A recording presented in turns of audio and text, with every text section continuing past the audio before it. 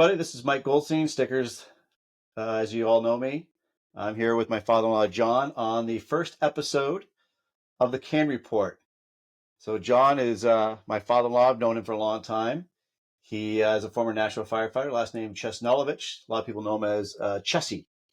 And he's got a lot of great knowledge. He had 28 years on a Nashville fire. And we're going to talk to him today about his experience in the fire service, what it's like to be in the retirement world, and just flat out know everything about him. Brief history of John. He was joining the fire service at 18 years old, and then he was promoted into a lieutenant in 1979. He joined in 1973, so way before a lot of us were born. So John's got a lot of experience, a lot of knowledge, and we're going to bring it to the table today. So exciting for the first episode of the C.A.N Report with my father-in-law, John Chesnulevich, and we'll get this started today. So I'm your first victim, huh? You're my first victim, my friend. What they say, you always remember your first.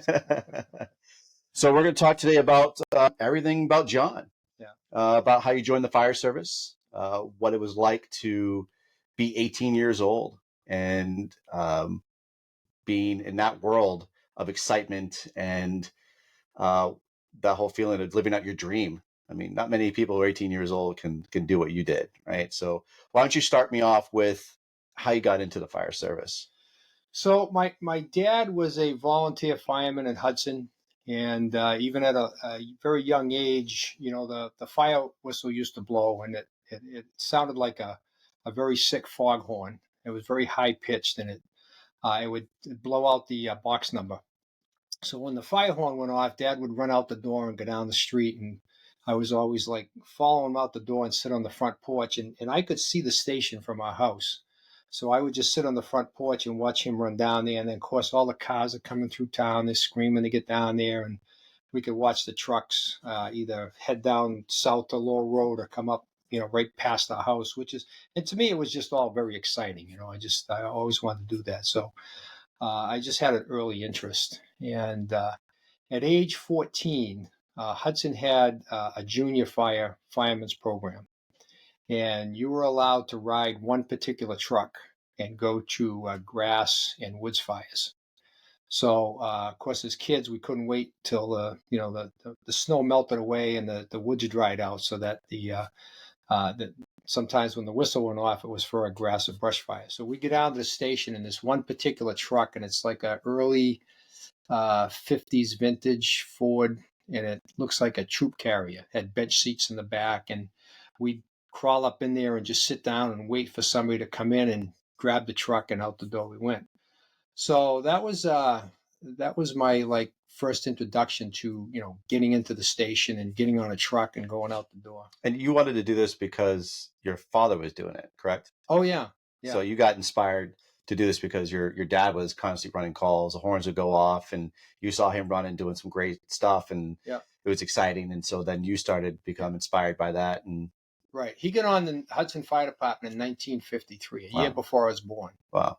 And so by the time I was a young kid, he's had a few years on, stuff like that. Now Hudson wasn't a very busy town. I mean, the fire whistle would probably ring a couple times a month, back then. Yeah, that's where my interest came. I just thought everything was exciting about it. So. Sure. So you did the Explorers. How long did you do the Explorers for? All right. So at the same time, I was a junior firefighter. Hudson Fire Department had an Explorer post.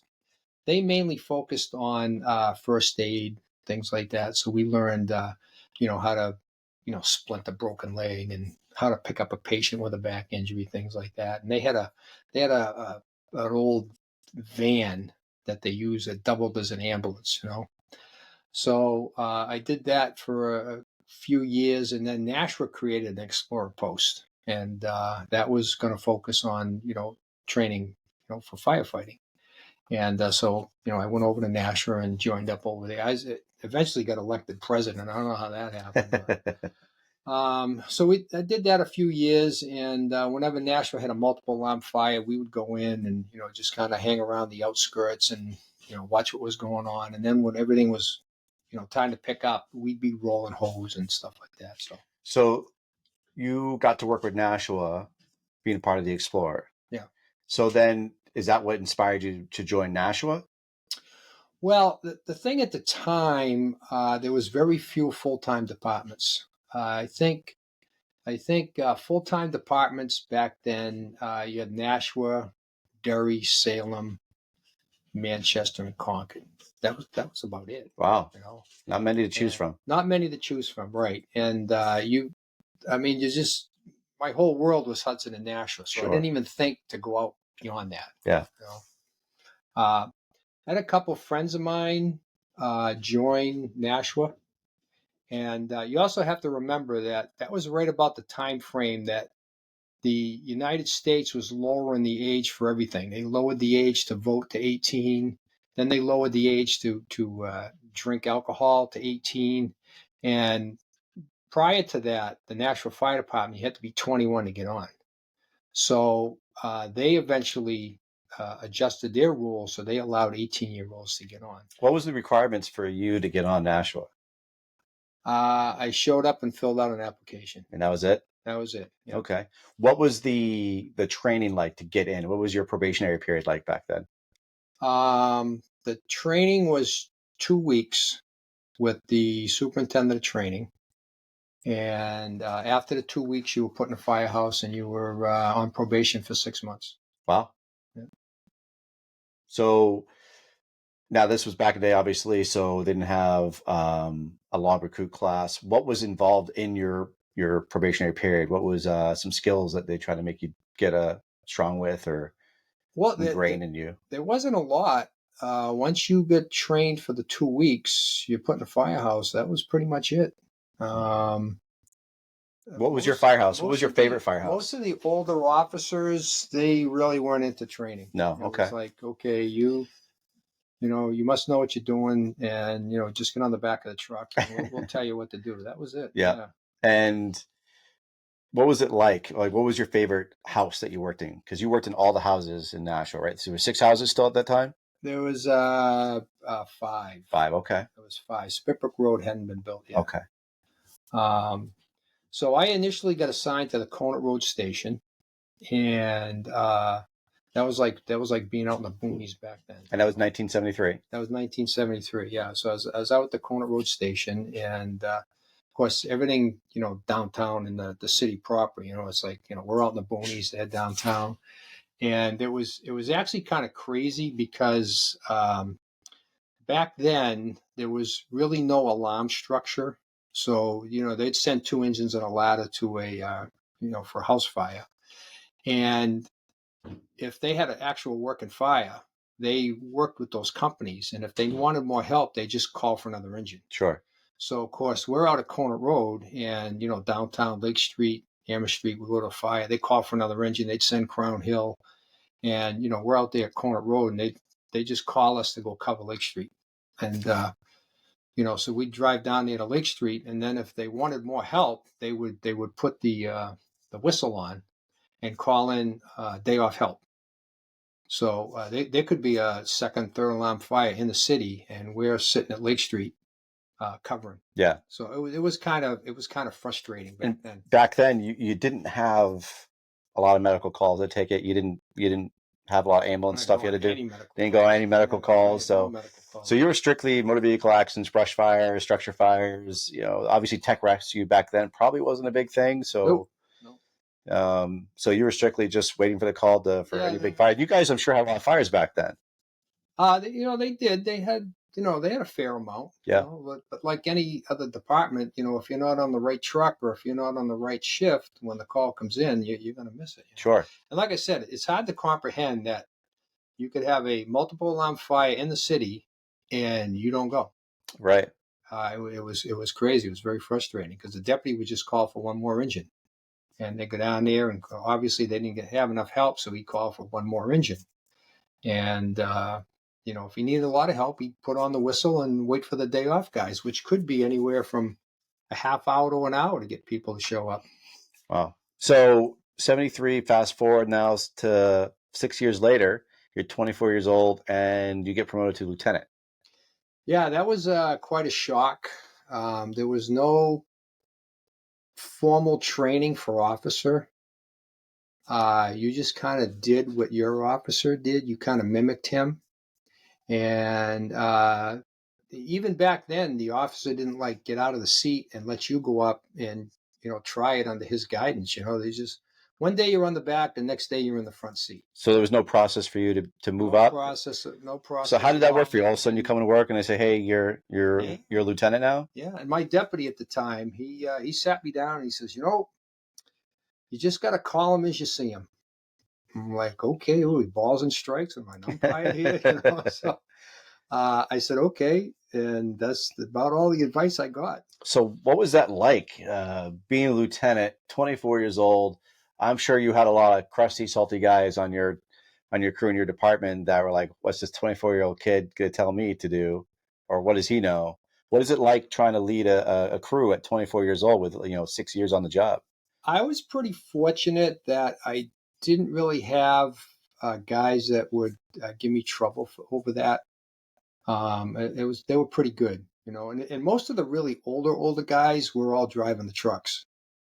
Back then, if they had 15 years on the job, they were all driving the trucks. Mm-hmm. It's just the younger guys that were on the back step. So, as a lieutenant, what was some things you tried to either bring into your service, your department, your crew? Was there anything that you, as being the new young buck, was there something that you thought you could help bring a change, or what was the culture like back then? Of again, back in the '70s, was a culture even a thing, or what was it you guys did to be Oh part of a yeah, family? yeah. It was actually one of the big things at the time was pre-connected hose lines. Mm-hmm. They didn't have any pre-connected hose lines in Nashville, and uh, they wanted the back of the hose beds nice and neat. We didn't have any loops, so when you had to stretch a line, you took the nozzle and you took off, and they just did one of these at the back of the truck. So just trying to convince them, hey, we need some loops here so we could pull off some hose. Sure. That was a battle. And then trying to connect them up. The B model Max when I started didn't have any way to pre-connect the lines because all the hose came off the back. There was no piping back there, so that was literally just take the hose off. You had to break it off and run around the side and hook it up.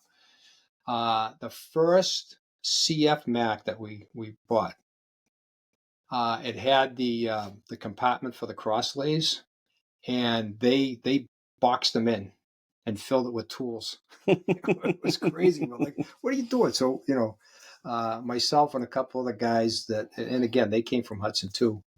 And we kept, we need pre-connect. We need to do this. We need to do that. And it was a little bit of a battle, but I figure out hose loads. That was the the hose loads, yeah, and eventually Chief Richard Navaroli came to us, and he kind of bought into that pre-connected deal. So uh, the tools came out of those compartments. We put hose loads in there, and that was the start of all that. And then of course the trucks now came with piping out the rear, so we pre-connected all that, and wow.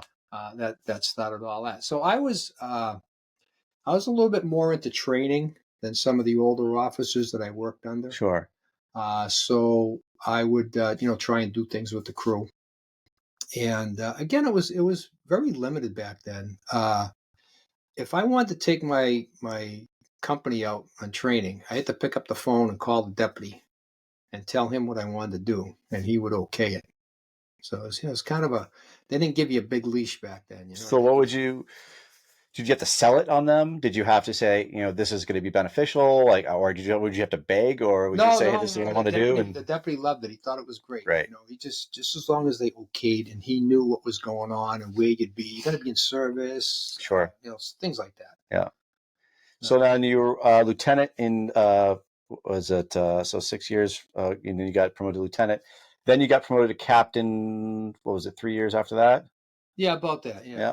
So what was it like being a captain? Again, what was the process for that? Did you again? It was kind of makes me feel like it's like the Civil War back. Like didn't you usually just or and it was like World War II. Or the next person up, hey, you're going to be you're now a sergeant. You're now we're running out of officers. So was it kind of like you're just getting promoted in the field, or was like when you now reached to the next step of being captain, was there another process, or were they just saying, hey, you're doing a great job, I love the training, here's another bugle for you? We had to take a promotional exam. It was a two-part written exam, and you had to pass the written in order to move on to the oral. And then at the oral board, they brought in people from around the state, and they would sit on the board, and then you get your combined score. And at the time, and the process is all different today, but at the time they were picking from the top three, I think. So the top three candidates would now go in and see the Board of Fire Commissioners, and they would interview you. Gotcha. And of course, they got their pick. So if you could sell yourself, you could get the job. Sure. Yeah. So what was it like being captain? Like, where did you go from there for captain? What did you do? What was some extra things that you wanted to try out or do? Well, a captain, I think you're still a company officer, but now you're in charge of the house, and you got to delegate all the housework and the things like that, and make sure people were doing the housework that's assigned to them, especially on the other groups. Back then it seemed like this game that they wanted to play, that they would try and get away with not doing the stuff that was assigned to them. Mm-hmm. Figure out how to do as little as possible, and then see if you catch them at it. So it was a bit frustrating, trying to manage the other shifts. Now, as you're progressing up the chain and now you're a captain, do you did you notice any big changes in the fire service? As I imagine in the 70s, there was a lot of growth, a lot of changes within science behind things, and apparatus is changing, hoses changing, and was there a big change at that time when you were going through the fire service, or was it a slow change, or did you just happen to look behind you and all of a sudden, holy crap, there's this truck has this, or that hose is now doing that, or that your mind thought or your mindset of how to tactics and strategies has changed drastically? I think that it seemed like the change was slow. It just took a long time. And, I always make this joke. There's two things that firemen hate: change and the The way way things things are, are. yeah.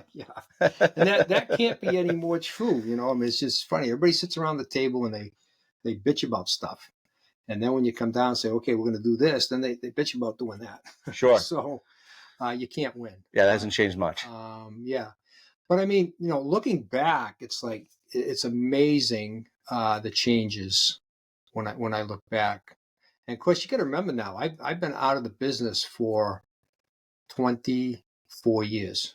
It's a long time. All right, and fortunately for having you and Chuck, who's in Nashua, that I can keep up with some of the things that's going on. You guys fill me in on what we're doing here, what we're doing there, so I get to see what's happened since I've left the fire service. And it was without John, I wouldn't be doing this. Without John, I wouldn't be in the fire service. Just a background, real quick, because I didn't put that into the background when we started.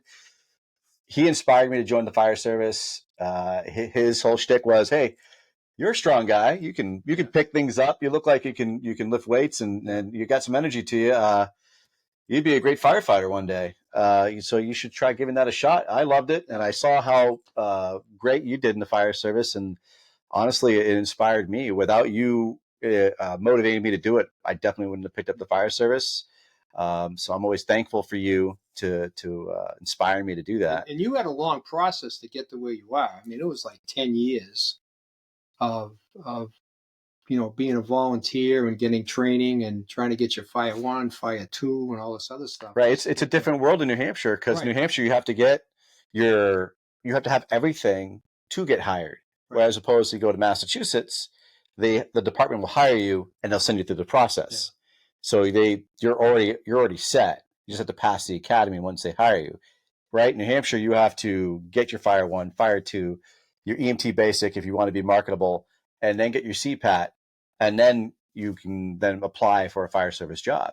Right, exactly. Right. It's back in the day, it was like you just said, right? I just filled an application and sat down for an interview. They called me a couple of weeks later, said, when can you start? I wanted to start right away. And he goes, whoa, whoa, whoa. You need to tell your employer that you give him notice. So I gave my employer 2 weeks notice. So probably in a month's time, I was hired and brought into the station for training. 2 weeks of training, and then I'm on the truck. Wow. So you were a captain. You were seeing some changes in your fire service and the fire department. Then you promoted then to deputy. Mhm. And how many years ago was after that? It was a couple more years. I think with a captain in '82, deputy in '91. So not 9 years. 9 years as a captain. How was it being a deputy? Now you're in the 90s. You started Right. in the 70s, now you're the 80s, now you're the 90s. Yeah. What's that change like from now being young lieutenant and now in the 90s, and you're a seasoned guy, now a deputy? Well, the the the National Fire Department underwent a lot of changes, and they started to become more structured. Um, I mentioned earlier that when a call for a fire came in, they would send two engines and a ladder, and back then we were running what they call pumps, and it was just one guy on the pump, and his job was just lay a line from the engine to the hydrant and hook it up and pump it if he had to. But that was the sole job. We had three pumps in the city, and the ladder trucks only had a driver. There was no crew on the ladder truck. There's just a driver. So you're looking at, you go to a house fire, you've got four guys in the engine. Of course, one of them's out at the truck, so you got three guys who are going to do the work.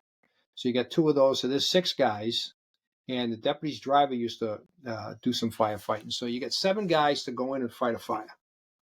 And if they wanted more help, they just called for another engine. So they're just getting three more guys. So uh, the chief came in, Chief Navaroli, and he started to structure. Okay, two engines and a ladder on the first alarm. If you got to work in fire, I'm going to send you more help, whether you ask for it or not. And the deputies at the time, they're like, no, we want help. We'll call for it. So they fought him on that. So then he morphed into okay, two engines and a ladder on every alarm. And when we get up to a third alarm, we're going to push the call back one more. So now the fourth alarm is the call back. So now if you go to a third alarm, every single piece of apparatus in the city is at the fire. So that was a big change. Sure. Again, back then when I started, we were wearing rubber coats and day boots. Sure. The pull-up hip boots. And when I was handed my rubber coat, right in, they said, "Here's your rubber coat," and they said, "I'm just going to let you know, you ought to go get a winter coat and put it on underneath that rubber coat so you don't feel the heat as much." I'm like, well, excuse me.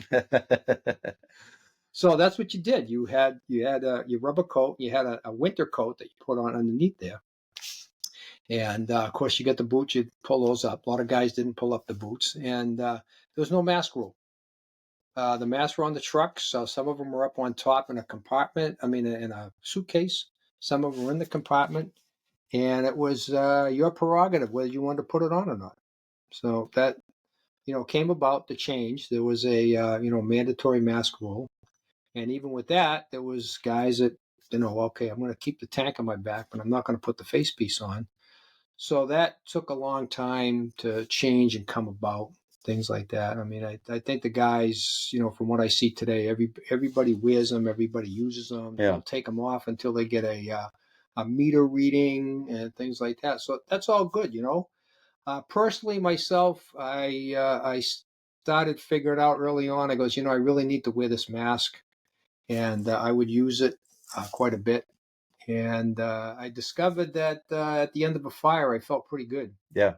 It didn't bother me as much as some of these other guys. So Yeah, I'm sure getting beat up that way was pretty harsh. yeah, Yeah. and you're good for it. I mean, if another fire came in right after your first one, you're like, hey, I'm good. Let's go. Sure. Yeah. So when you became deputy, was it difficult to not be so hands-on when a fire would come in? You got to be on the outside, but I'm sure you want to be inside doing some work. It wasn't difficult to accept that, but I was like after the fact. I was like, damn, I wish I could have been in there, Yeah. I even had one of my lieutenants, so we had a job on the third floor of a 3-decker, and one apartment was going pretty good, and they get in there and they snuffed it right out, and he gets over the radio and he goes, "You should have been in here, Chief." I'm like, rub it in. So yeah, they knew. I did miss that part of the business. So you retired pretty young, right? You retired in your 40s. I was 45. 45. Yeah. I am 45. So that's insane to think of that you had still so much left to do. Did you not want to go forward more with it? Did you not want to continue? When did you know it was? Yeah, you didn't want to continue to put on the boots anymore. I was being a deputy chief and being outside. I mean, we just kind of touched on that. It's a whole different ball game. Well, we could still touch about it. So No, but I mean, it was just somewhat frustrating for me to be outside. But the biggest thing was in this the whole command structure. This incident command structure came about right about the time I was got promoted. yeah, And they started with, okay, the company officer, he arrives on the scene, he's command, he's going to call the shots. And when they started doing that, the deputy who used to approve everything and give all the orders, even in route, he'd get on the radio and say, do this, do that, return the companies. And that's what the deputy was doing. Well, now with this command structure, the officers were doing it. And while that's a good thing, I went along with that and I thought it was great. However, when you're the deputy chief riding to the call, you're like, all right, I guess I got nothing to do again. So you end up riding around the city, going out the door. You ride there, you sit in the car, you wait, okay, and then you leave. So I really felt like, what am I doing here? sure.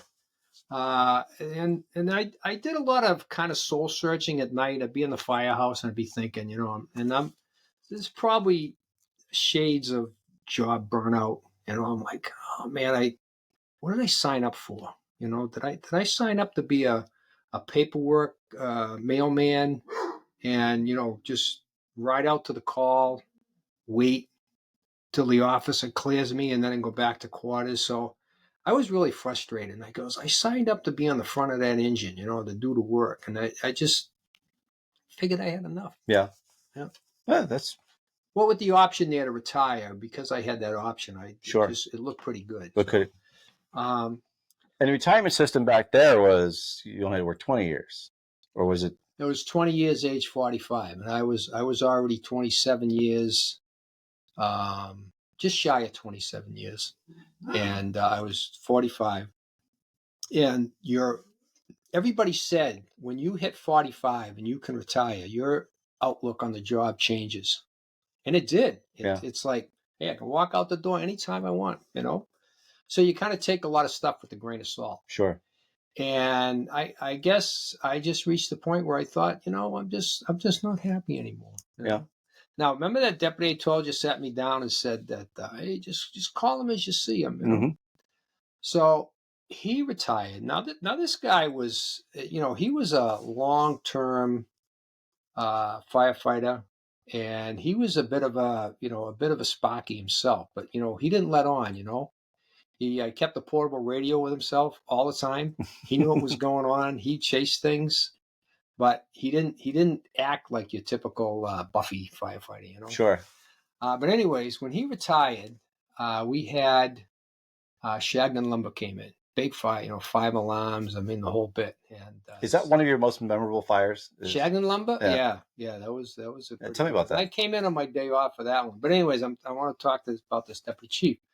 So he's retired now, and he didn't come to the fire. So I saw him later on. I says, Dep, I didn't see you at the fire. He goes, well, you know what? He says, I started for it. I got halfway there, and I said to myself, I don't want to turn into those sidewalk superintendents that I used to bitch about. They're always critiquing my fires. He said, I turned around, went back home. I said, wow, that's pretty good. So when I retired, I made a conscious decision that I'm just going to walk away from this. Mm-hmm. I don't want any radios. I don't want to be, buffing, things like that. So just a clean break. Away. And I did buff a couple fires, and it was weird because at one time you're running the whole show, and the next time you're standing there, I don't know what's going on because I don't have a radio, and the cops are telling me to get back. That really was. That was right in the heart. Right in the heart. It's funny that you say that because that was one of the questions I actually wanted to bring up with you was, we'll get back to memorable fires, but what was it like transitioning from public servant to civilian life, where you just said, I've got a cop telling me to back away from the scene. He doesn't like. Does he not know who I am? Like, Yeah, he was you like, know, "Hey, do you know who I am?" right? Like I ran fires for a living. That was my job, and now Yeah, you're telling it me, was pretty insulting. hey, you get back. You know, It was very insulting. So I decided, okay, I'm really not going to chase fires. I'm just going to stay away, because now I'm sitting there, this one fire I chased. I'm like, oh, why are they doing this? Why are they doing that? And I'm like, kind of critiquing it myself, and I'm like, yeah, I just shouldn't be doing that. I just But see, now leave it we have alone. social media where we can sit back from our chair and just watch it on a computer, and then we can shit all over it because it's easy. We're not there watching them do it. Yeah. Oh yeah, I'm still So critical, but right, but now now keep we my have opinions to people. myself. But you have the Yeah. experience though, and you have the knowledge. But we have people that sit in these chairs in their own comfort of their own home, who maybe watched a couple of videos on YouTube of how to be a firefighter, and then they watch quick clips of people doing the job, and they go, well, they're not doing that right, they're not doing that right, and they'll put their comments in there. Why didn't you do this? Why didn't you do that? Yeah. It's easier to do now from home, again, because you have everything at your fingertips. You lived the life for 20 something years, and you dedicated your body and your mind to it. So now when you're watching it, you have that experience, you have that knowledge because you earned it. So when you say, well, I don't know why they're not doing it this way, or why are they doing it that way, you're not really shitting on them because you don't have that knowledge. You have that knowledge, but you're also at that point where you're not going to embarrass them in either a social media platform, or even during that time, even in person, you're not going to go out, walk up to them and go, I would have done it this way. I don't know why you did it that way. Yeah. I'm retired Deputy Chief Yeah. No, Chesnulevich. never do I'm that. going to tell you how to do it differently. So from going from, firefighter or in deputy and then to civilian life, was that a big drastic change? Was it tough to not, knowing that you're not going to get up and, go into the firehouse and work your tour? And No, I enjoyed it. I enjoyed it very much. It was just like, like a hmm, cleansing, And this is, I talk to a lot of guys that are right on the edge about retirement, and here's my advice for that.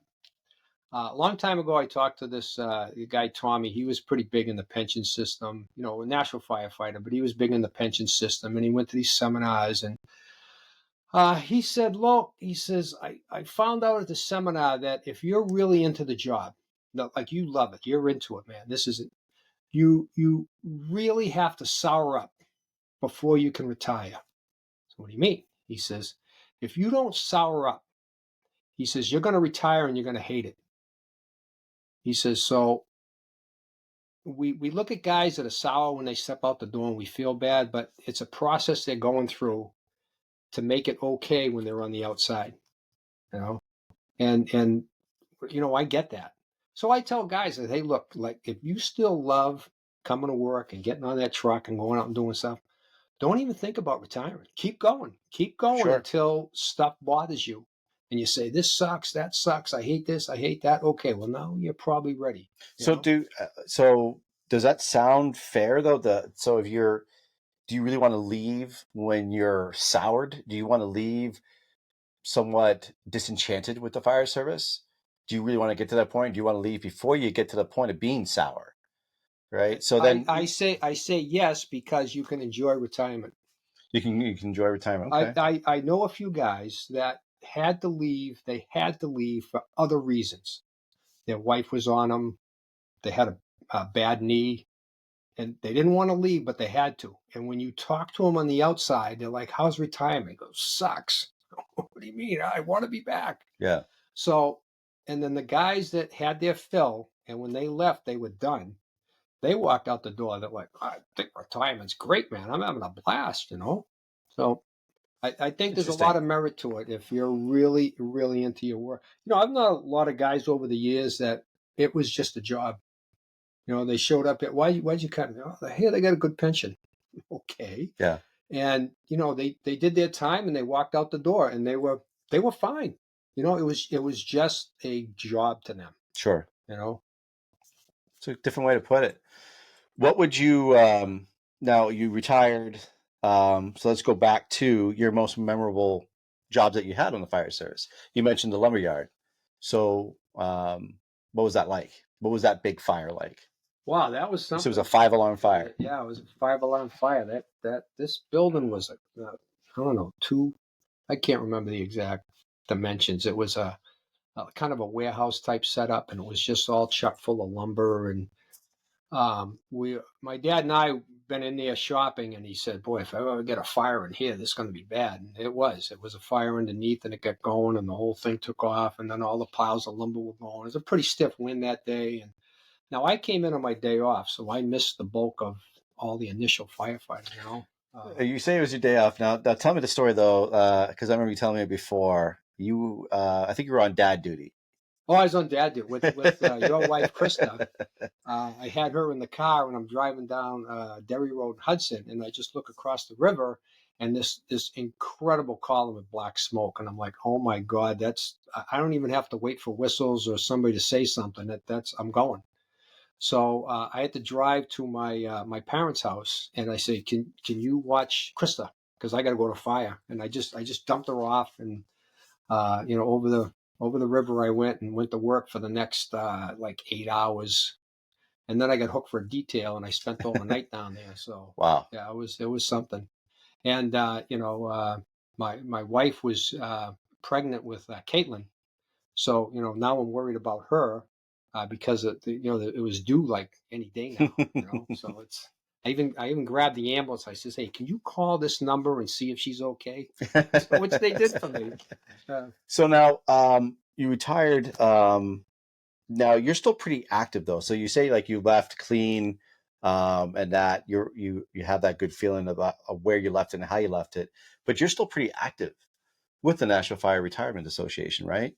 Yes, I'm the secretary treasurer of the National Firefighters Retired Firefighters It's a Association. mouthful. That's a mouthful. Yeah, yeah. We just call it retirees for short. So, as a secretary, as a part of the association, what do you do for the retirees?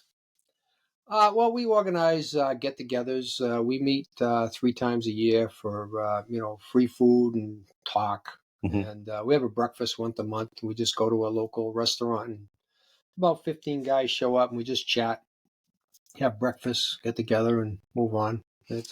Do you find it tough when you go to the firehouse and maybe you want to stop by and pay a visit and no one knows who you are, or like all these new faces, and Yeah, it's got to be kind of tough. yeah. Like, do you feel that retirees get forgotten?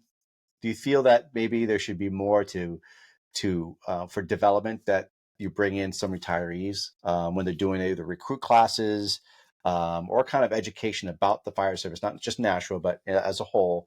I think that the retirees kind of get put on the back burner. And so we talk great stories about the guys who came before us, but no one gets to meet them.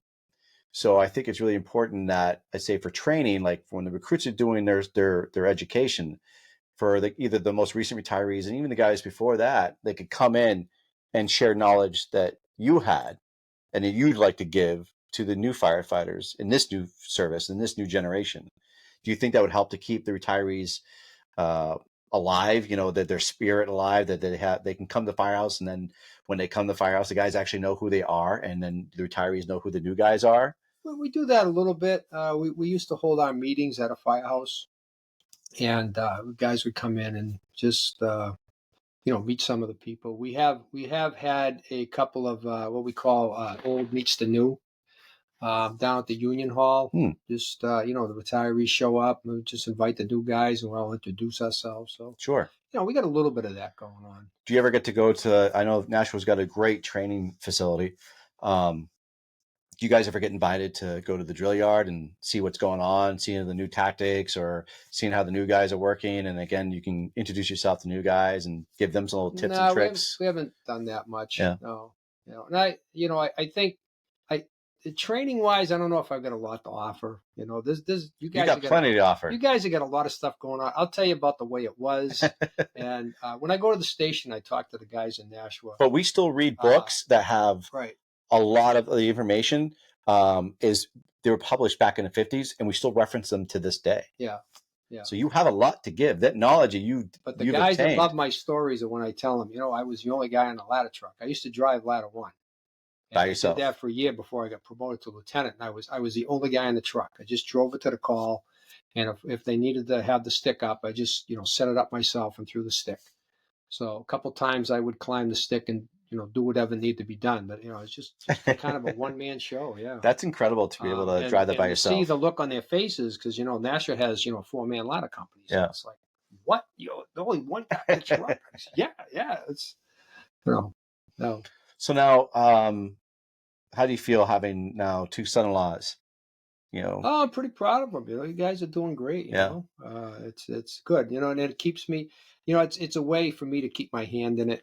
Hmm. Talking to you guys and listening to your stories. And again, I'll go in and see Chuck in Nashville, so I get that connection over there. Sure. And I have to say that the guys in Nashville, I get a lot of respect. They say, hey, it's the chief of the house, and I get a lot of respect from the guys. They do pretty good. That's important. Yeah, Again, yeah, that's we can't forget where we came from, right? There's tradition yeah, and legacy. You're part of that legacy. yeah, So that's really important. I'm glad that's still yeah. happening. I think So that happens in that still happens. yeah. From what I've seen, it happens in a lot of houses. So what's interesting is we the older guys will pass on their knowledge to the younger guys. So I did a lot of training and I passed on my knowledge to people below me.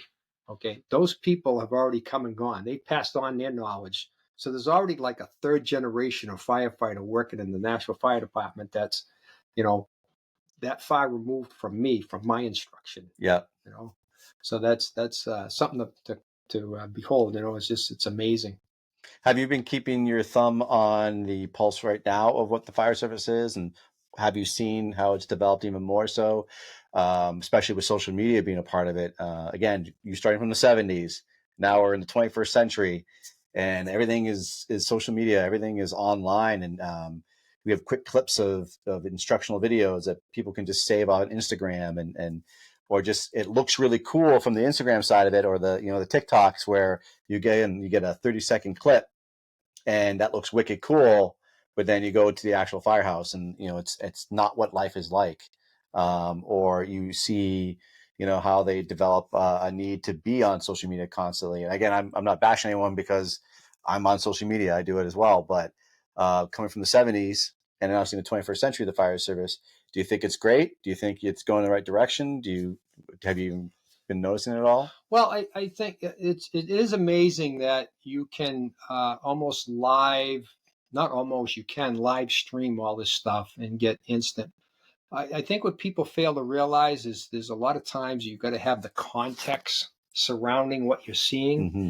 And again, you were talking about people being critical of what they see, and they don't have the context of what happened just prior to all that. Why did somebody make that decision to do that? Right. And are they short on help? Is there somebody else doing something that we can't see behind the scenes? I mean, you don't know. So I really don't get that critical about stuff that I see online. Um, it's everybody knows that this is kind of like a, you know, you're flying by the seat of your pants type of business. Sometimes it's cut and dry. You have SOPs and you have all this going on, but then when you get out the door and you're doing stuff, like things happen and you have to call an audible and you're varying off what's supposed to be going on and you hope to God that you're right.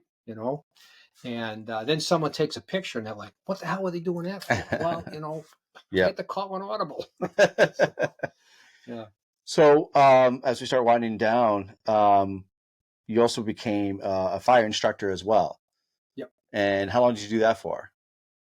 For most of my career, I would teach up at Fitzwilliams, New Hampshire. They had a fire school up there Was it called Meadowbrook? Meadowwood. Meadowwood. And they had a spring school and a fall school. And, I taught up there.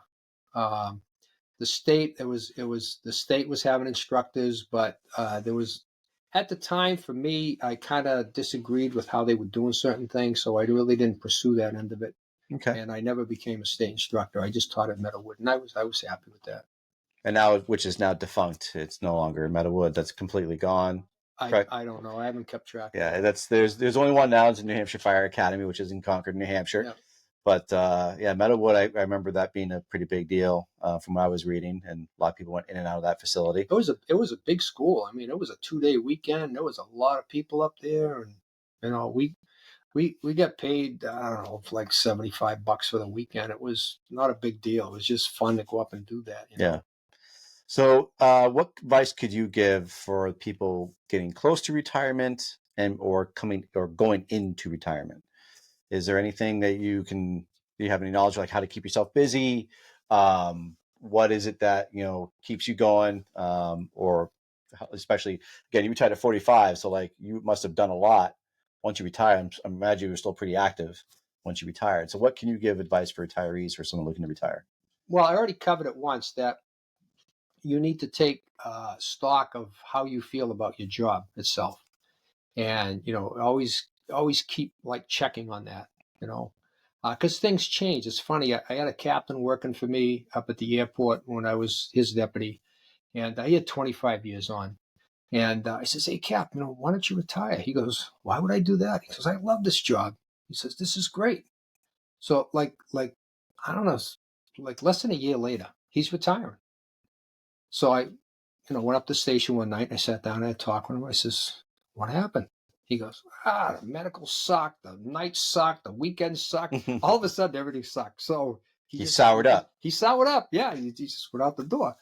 And that's the way it goes. And so take stock of how you feel about your job.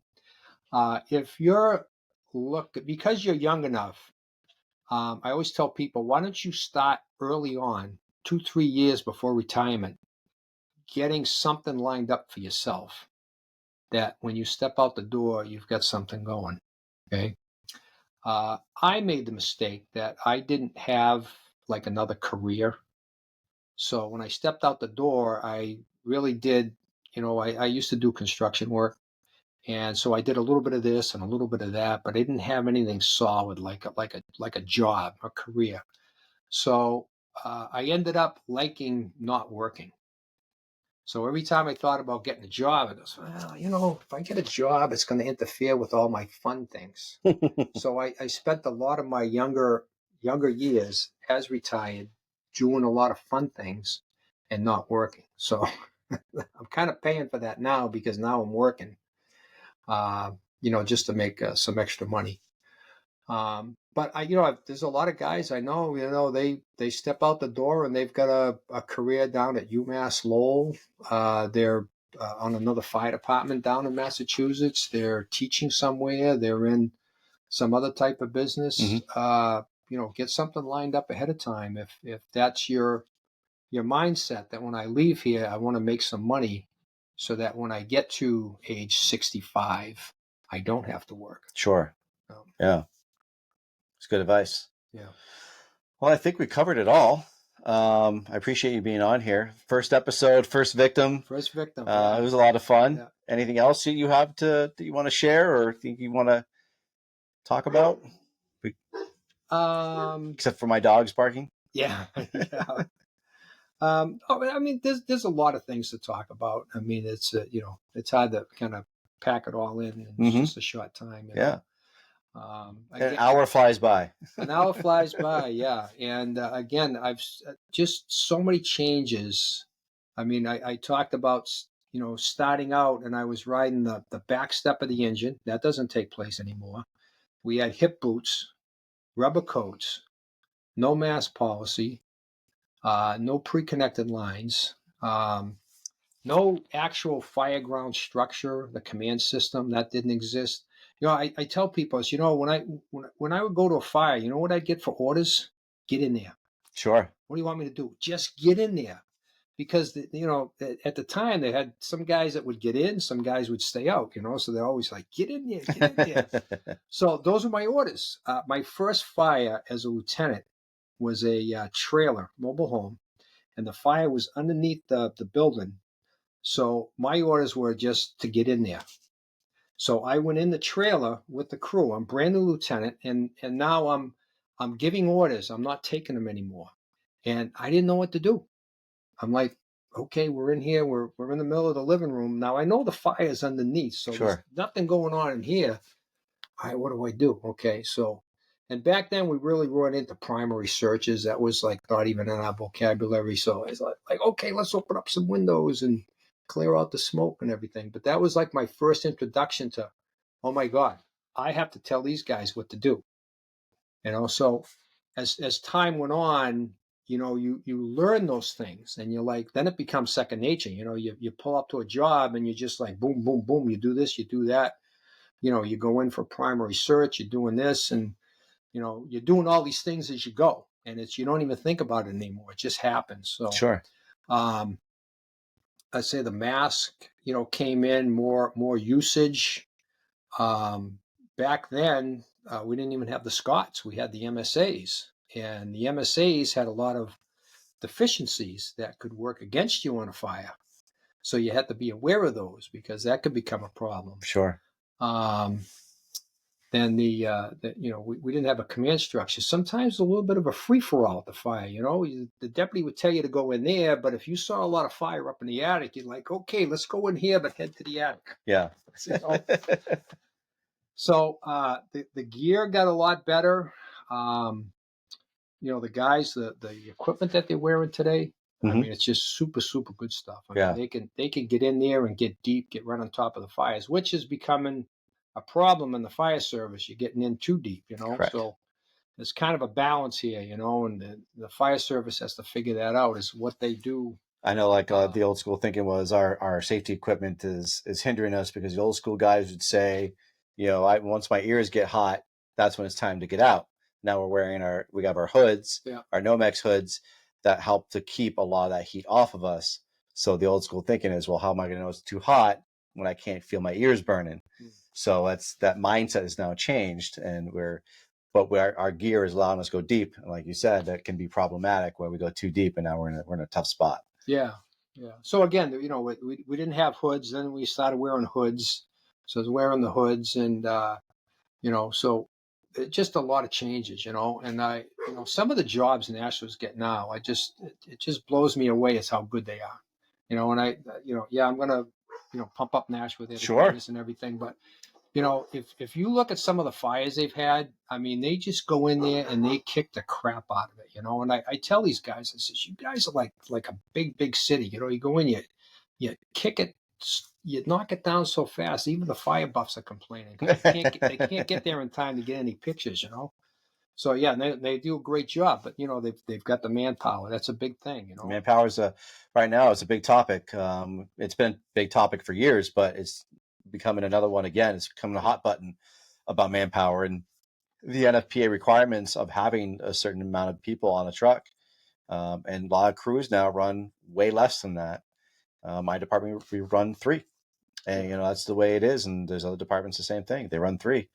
It's budget, and it's a tough battle where people are trying to win. But like you said, staffing matters, and having enough people to throw out that fire, it's going to get positive results. Yeah. So way back in the day, it was pretty commonplace to have a room and contents fire turn into take the whole roof off a building. Where today, if you had room and contents, when these guys show up, that's all it is room and contents. They just go up there and they put the fire out, and you're done. The building is saved. So you go back a bunch of years and you saw a lot of that. It was room and contents, but by the time they were asking for all this help to come down, now that the roof is fully involved, so that's it's a one way to put it, taking the whole roof off. Oh yeah, I've seen a few of those. Yeah. Well, I think that's all the time we got, John. Okay. I appreciate you being on here with me. It was a pleasure. All right. Thank you so much, sir. You're welcome. I'll be seeing you in Thanksgiving dinner. Yeah. You did great. Yeah. Thank you very much for being a part of this, and everyone being a victim of my first episode. And hopefully it gets better as we go along. So tune in, and we'll have some more guests coming up. Thanks for tuning in to the C.A.N report.